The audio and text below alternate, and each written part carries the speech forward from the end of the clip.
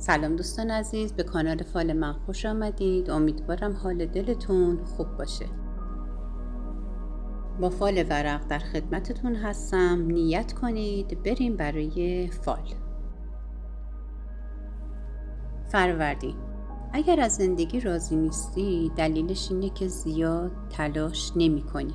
از رنج و زحمت اصلا نترس، چون در این راه داری پیروز میشی. به یه سری از مشکلات داری غلبه میکنی. آخر این راه برای شما موفقیته. تا 8 مدت دیگه تغییر تو زندگی شما ایجاد میشه که خیلی خوشحال میشی. کسی که خیلی دوست داره سر از کار زندگیتون در بیاره ولی خوشبختانه موفق نمیشه و همیشه به در بسته میخوره. اگه به کسی قولی دادید حتما سر قولتون بمونین و به عهدتون وفا کنید. کاراتون عالی پیش میره به شرط اینکه راز دلتون رو به کسی نگید.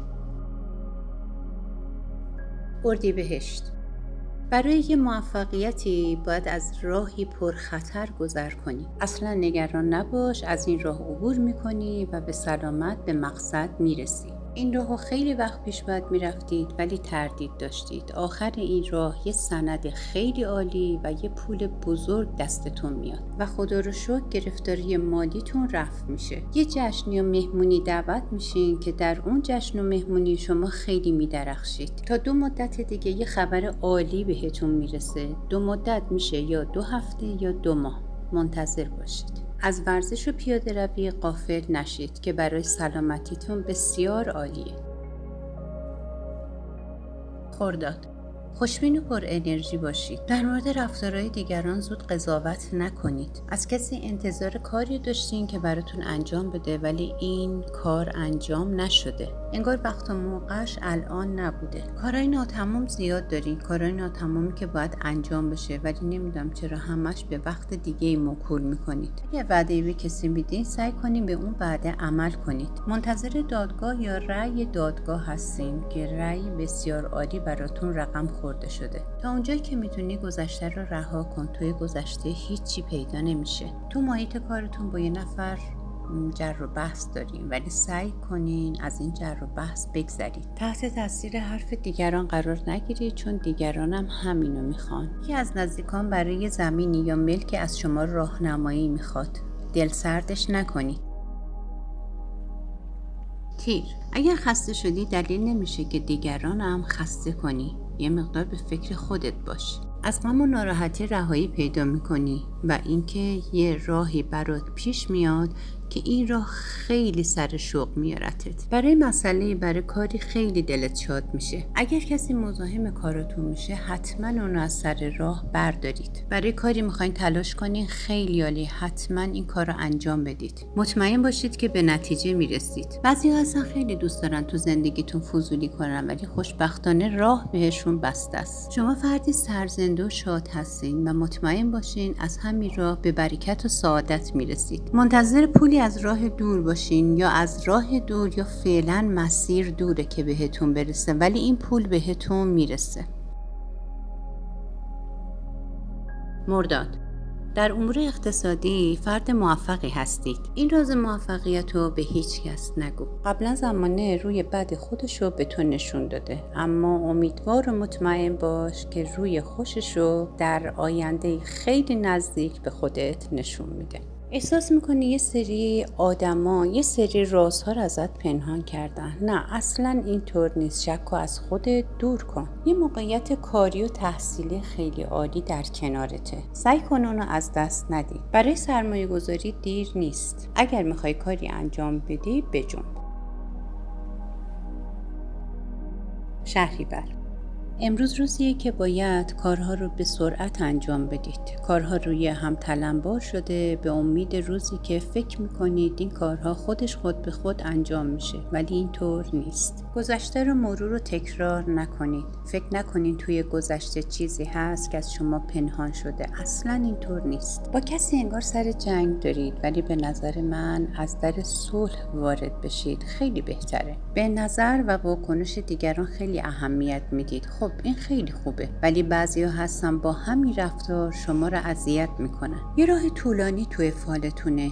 انگار که باید این راهو برید ولی منصرف نشید. این راه با اینکه سخته ولی سود و استفاده زیادی برای شما داره. روش بیشتر فکر کنید. یه خبر و یک سند خیلی عالی در کنارتونه.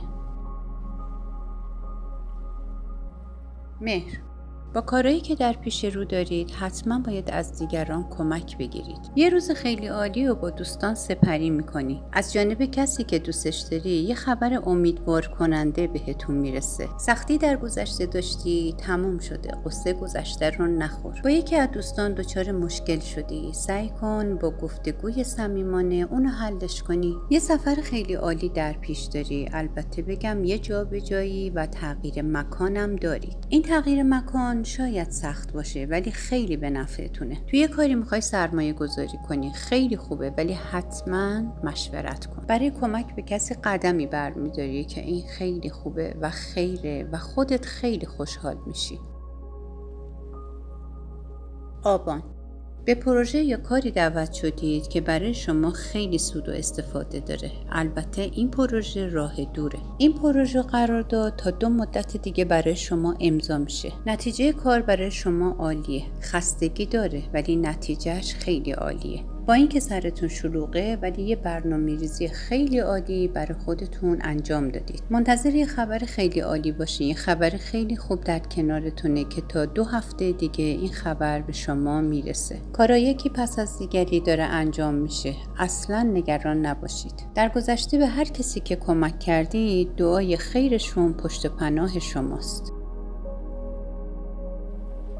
آذر، تا 3 مدت دیگه یک برنامه برای مهمونی یا برای سفر دارید. این برنامه رو کنترل کنید تا بهتون خیلی خوش بگذره. در رابطه با یک کاری پل‌های پشت سرتون رو خراب نکنید. خیلی حیفه. تا چند مدت دیگه یه مسئولیت خیلی سنگین یا بهتون محول میکنن. برای این مسئولیت حتما باید با وکیلی مشورت کنید. از یه سری بحث‌های تکراری خودداری کنید چون این باعث میشه که روند کارتون کند بشه. آرامش خودتون رو در مسیر کاری و مسیر زندگی حفظ کنید. منتظر خبرهای خوب باشین چون یه سری کارهایی که قبلا کنار گذاشتید داره به جریان میفته و اینکه خبرهای خوبی در اون هستش. در رابطه با مسائل زندگی و کاری حواستون باشه اشتباهات گذشته رو تکرار نکنید.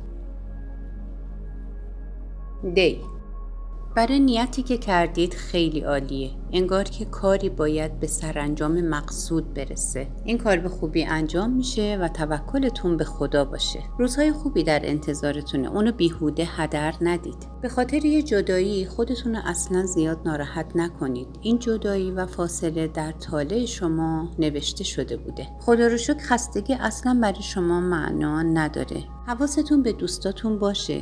دوستاتون تو روزای سختی خیلی کنارتون بودن. پیشرفت شما و آرزوهای شما به یک امضا بستگی داره. این امضا انجام بشه شما به همه آرزوهاتون میرسید. دشمناتون در برابر شما خیلی ضعیف شدن. احساس میکنن اگه یک قدم طرف شما بیان دیگه از پا میافتن.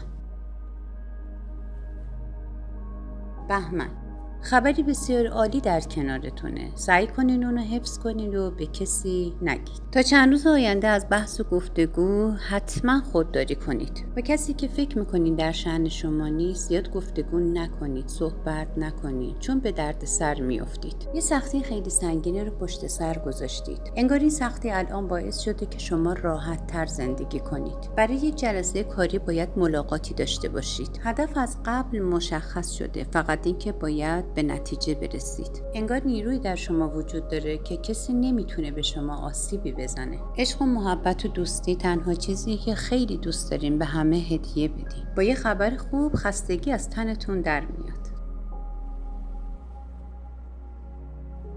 اسفند، گذشته رو نمیشه دوباره زندگی کرد. باید خاطرات گذشته، خاطرات خوب رو به یاد بیاری، مرور کنی و با اونها زندگی کنی. کسی هستش که اشتباهی رو انجام داده، پشیمونه و راه برگشتی براش نیست. البته اینم بگم خبرهای خوب در کنارت زیاده. از طرف همسرتون پیشنهاد جابجایی یا تغییر مکان داری. روی این موضوع خیلی فکر کنید. نسبت به رابطه دو دل شدین، ولی به زودی تکلیف این رابطه براتون روشن میشه. ثروت، ارث، مسافرت، چیزی که در طالعتون دیده میشه و به زودی به اون دست پیدا میکنید. یه پولی یا وامی که باید زودتر به دادش برسید و تسویه کنید. از جانب کسی که دوستش دارین خبر امیدوار کننده‌ای بهتون میرسه. دوستان عزیز، امیدوارم از این ویدیو خوشتون اومده باشه. اگر دوست داشتید لایک، کامنت یادتون نره و کانال رو سابسکرایب کنید. خدا نگهدارتون.